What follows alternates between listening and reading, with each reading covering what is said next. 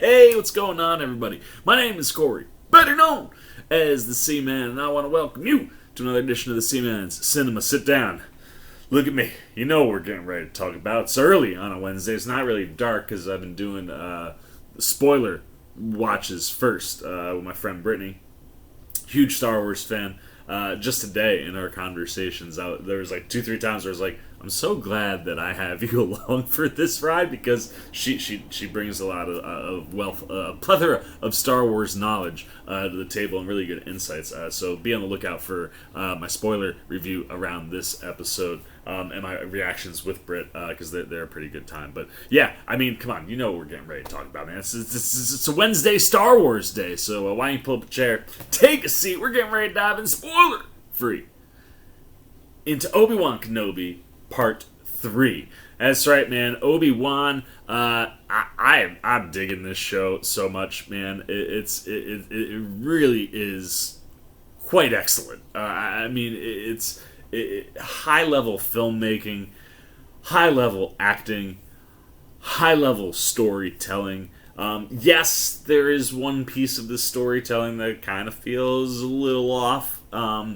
And you know, it's Grand Inquisitor related. We're 3 episodes in now, and there's a non-spoiler of the third, so mild spoilers from the first 2. What happened with the Grand Inquisitor, I felt pretty sure last week after rewatching the episode that like it probably isn't what it looks like, because that'd be a pretty big retcon in certain ways. This episode doesn't help that so much. I still don't think it's what they're making us think that it is, because I don't think Filoni would do that with his own material. And even though he's not like a main producer, I don't know if I've seen his name on here as a main producer or an executive producer. But like, you can't tell me at this point like the chief creative officer isn't signing off on everything that's going on, especially when you're playing with some of his toys. So I feel pretty good, but that's not what we're here for with Part 3. Part 3 delivers on things that we knew were coming, on things that at the end of Episode 2 we very clearly are hinting at, are making their way in this episode. And oh man, does Darth Vader make his presence known in this episode in a big bad way. First 3 episodes, this show has been the Obi Wan Kenobi show. I'm pretty sure the back 3 episodes, this is now the Obi Wan and Darth Vader / Anakin Skywalker show. You can't do what you do in this episode and not give me Vader half the time the rest of the way out. Like, I said from jump, like in a lot of these instances where we're seeing Filoni come in with some of the original toys, and it's like, oh man, maybe we're gonna get a young Luke Skywalker show. You know, that they're playing with it in a way where we don't have to, but like, you know, they're very strategically making very good story choices that are allowing us to play with some of our old friends. And you can't tell me that after watching this that Obi-Wan Kenobi isn't somewhat of a launch pad site for a Darth Vader show, because I mean, you've got Hayden. Mild spoilers, but I mean, you could probably figure this. I wasn't entirely sure what they'd do with the voice. Obviously, James Earl Jones is still around, but much older, not really too active. But of course, if Darth Vader is back, James Earl Jones is back. You've got these 2 guys. Why not capitalize and show us the Vader that we were always told about, you know, when you'd watch the old Star Wars movies, the Vader that we got a glimpse of in Rogue One, and we get more of a glimpse of here. I don't know how you could, just this episode alone, watch this episode and go, yeah, you can't, we have to do a Darth Vader show. It just seems like it's just, of all of the characters, it's the one where you have enough things in play that previously existed where it's like, oh yeah, this will make fans happy, because Oh, what they did in this episode, I think should be making fans ecstatic, because me and my friend Brittany certainly were freaking out, man. It's so dope to see the ruthlessness and the brutality of Darth Vader in full swing. And a lot of people, I think, theorize that Hayden Christensen was brought in for flashback stuff, right? Like, bringing the actor means we're gonna get to see his face. And granted, we saw his face at the end of last week. We see more of his face this week, but they don't bring. I had always said, I'm like, you're not bringing Hayden Christensen in to do like backstory, like flashback stuff, so that you can see his face. Like, you're bringing in Hayden Christensen because of all people in the world, outside of maybe James Earl Jones, Hayden probably knows this character the best, and because he's lived the Anakin piece of it, right? So, like, you bring Hayden back because he's the character, and it obviously enhances what's going on screen. Like, when you finally are given Obi-Wan and Vader in the same place at the same time, that scene is going to be elevated by having Hayden there and knowing that Hayden is there.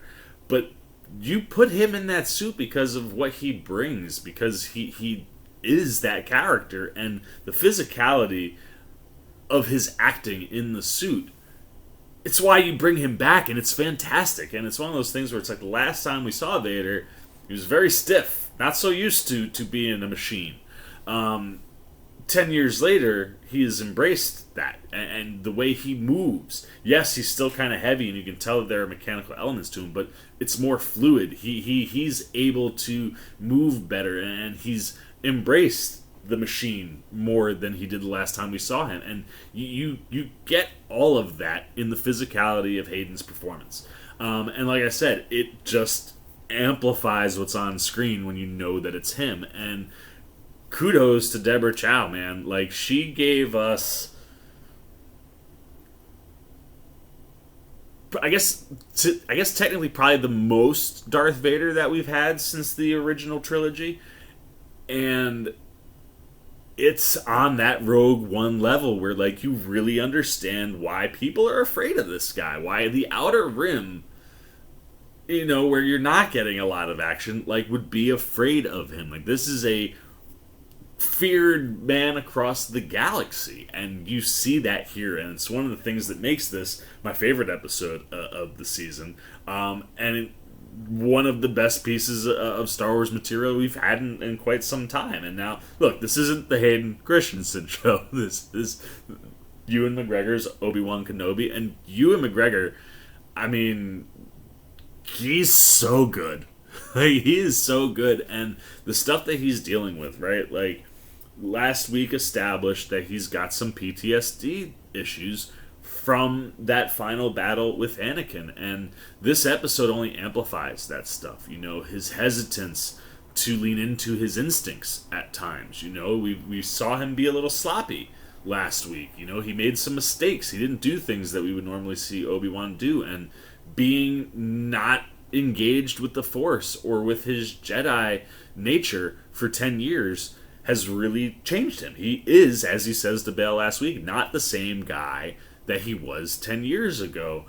And with everything that is going on, watching Ewan McGregor play this in a way where you see him shun, like, who he was, and be hesitant to go into it until instincts need to kick in. Like, when you were put into a moment where it's like, oh, do or die, that instinct kicks in, and it's like, you can see it's there, but you gotta find it still. And watching Ewan McGregor kind of do that, specifically in this episode, is just phenomenal to watch. And the things that he is handling in this episode, I mean, just watch his face all episode, man. His expressions, the things that he's going through, dealing with the Anakin stuff, while also juggling this whole Leia storyline. Like, he's doing so much work, and it is so good. And the Leia storyline, I was kind of thinking, like, maybe this would be like a one and done. Like, you get in, you get out, and then you can move on to whatever story you want to tell. But no. And thank God it's no. we're not losing Leia Organa in this show, man. Vivian Lyra Blair, she's present in this whole thing, man. Like, this is a legit, like, you got a rescue mission, and that rescue mission ain't done until she's back on Alderaan. And I adore this little girl, man. She's so good. I mean, I've heard some people, talk about how, like, that there are really some moments that are kind of like, and you get that sometimes with kid actors, and it's like, I counter that with, like, well, but that just amplifies her feeling like a little girl. And the way that she can feel so much like Leia, right? Like, you feel that character coursing through her in her performance. And she does things that are so Leia, and she is so smart, right? Like that back and forth she has with Obi Wan last week, where he's like, "How old are you?" And she's like, 10. He's like, come off like a 10-year-old. I love that all that is present, but at the same time, she is a 10-year-old, and no matter how smart a 10-year-old is, you're gonna have those kid moments, and some of that, yeah, maybe is reflective in the performance. Some of it, I think, is 100% intentional. And the intentional stuff is really, really good. And I like that you get to see Leia be super intelligent, especially in this episode, but make mistakes or do things that a kid would do, where it's like, you really are still a kid. And the chemistry between her and McGregor is really, really good. Their back and forth and banter is fantastic. And while it was genius to have Leia be the thing that gets Obi-Wan off of Tatooine, having her stick around is all the better because, like I said last week, she's the one who sends R2-D2 to Ben Kenobi. And yes, he fought battles in the war with her dad, so you can trust him inherently from that standpoint. But, like, it makes that decision to go to Ben all the more impactful when you have a history with the man, and being able to flesh that story out more and give Obi-Wan a chance to, kind of have influence over a kid in a different way. That's one of the other things I loved last week that you see more of here, is that, like, grappling with that instinct to act the way he was around Anakin, and then the recoil to go, no, don't do it that way. Like, you can't lose another one to the dark side. And we obviously know he feels that way about Luke, so seeing it with Leia is really a lot of fun, and their back and forth on screen is just really, really good. And yeah, I mean, this episode for me, while there are other things going on, right, we get a little bit more stuff with Reva, and Ingram continues to do really, really good work. She's a little unhinged, but we're getting a little bit more of that stuff that I was looking for last week. Like, some of those answers, the big things are still, I want to know some more stuff. But we're starting to kind of see some of the things, and the way that they're using the Inquisitors, while I still have questions about the Grand Inquisitor, I think the way that they're using the Inquisitors in general in the show is really cool, because it plays into how Darth Vader can use these characters. And you can kind of see how he's a bit of a puppeteer and how he can be manipulating these characters. And that manipulation stuff is the thing that I hope will be the saving grace to the thing that we're worried about.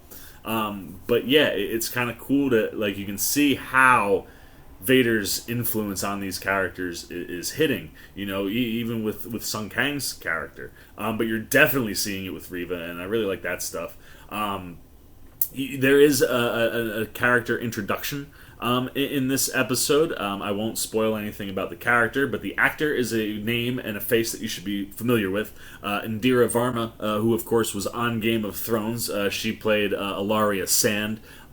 She makes her Star Wars debut this week, and I really enjoyed what she brought. She does some cool things. I liked what they did with her character. And like I said, I much like the Kamal Nanjiani character, this is a character that after we leave this show, if you could come back around to, I'd be down for it. I don't necessarily need a spin-off for her. I don't think the character is that, although you could totally do that. But it is a character, much like Nanjiani, where you could come back to if you're in this area. And what she does performance-wise is really good. But this episode, part 3, it's all about Obi-Wan. It's all about Anakin. I mean, just the stuff that we're getting from Hayden and Ewan is so good.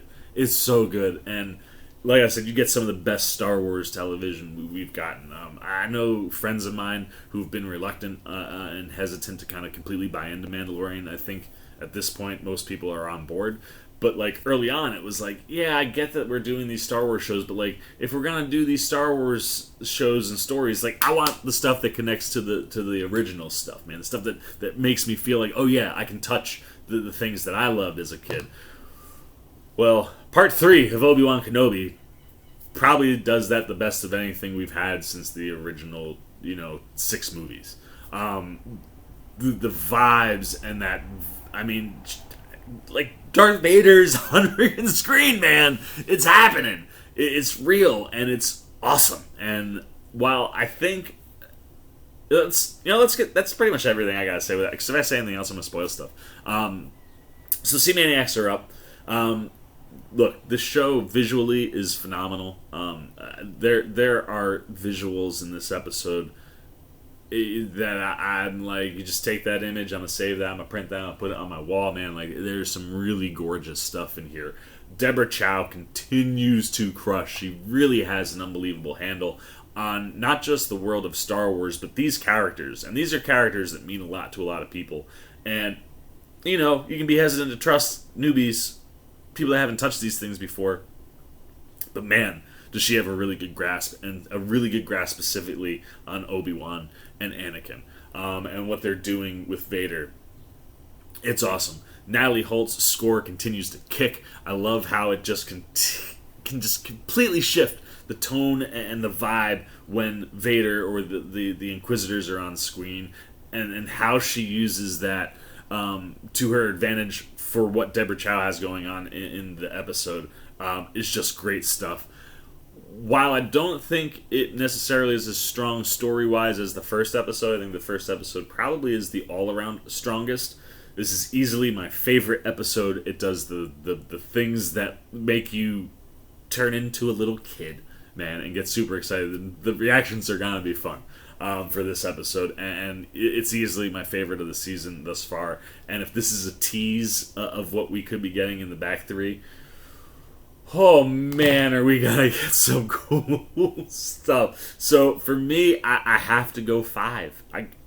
I think we're gonna get better, but like just the first visuals of Vader in Obi-Wan surpassed my expectations. I mean, they did things that I'd never even thought of, that I was like, oh my gosh, that's genius. And like, oh my gosh, you can so understand what this character has been going through and kind of up to in the last 10 years, and what Ewan and Hayden are doing on screen is just great. And I love that the stuff that's going on around them, while it's easy to kind of push it to the side and forget about it, especially in an episode like this, it is really strong in what's going on. And yes, there's that one hesitant question they kind of doubled down on, but again, I trust it. I'm going to trust it. And if I'm trusting it, everything in this episode was phenomenal. So, yeah, I'm going 5 out of 5. It's probably my first of several in this show, but like, damn, man, they are doing the Lord's work out there and in the world of Star Wars. And Deborah Chow, I mean,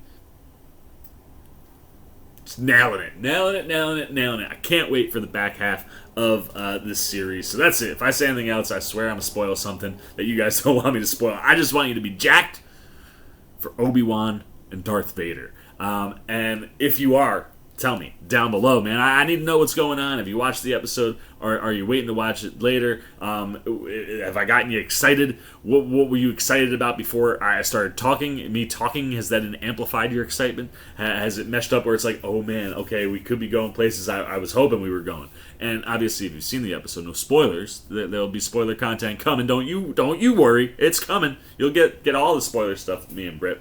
But please, if you watched the episode, did it pop for you? Did you freak out? Did you lose your mind? Do you wish that you had a camera rolling for your reaction to the things that we got in this episode? Oh man, there's a lot of goodies for Star Wars fans in this one. So anything you got, man.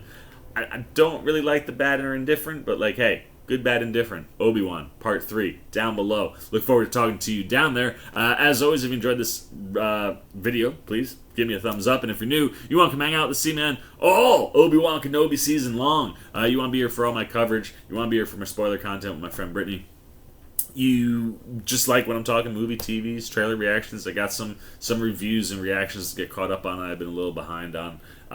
There's good stuff out there. But if you like when I'm talking those things, you just dig my general kooky, fun vibe, and you want to show a little support because you haven't yet, then hey, come join C-Maniac Nation. It's my favorite form of support. And all you got to do is jump over there, hit that subscribe button, hit that little bell if you want those alerts. Until next time, for the C-Mans Cinema Sit Down, I've been the C-Man. I'm signing off. Peace. Oh, hey, what's going on? You must be sticking around because you're looking for more content featuring this guy. Well, guess what? You're in the right place. You can check out more videos right here and right here. And if you have and you want to come join that C-Maniac Nation, you can hit that subscribe right over there.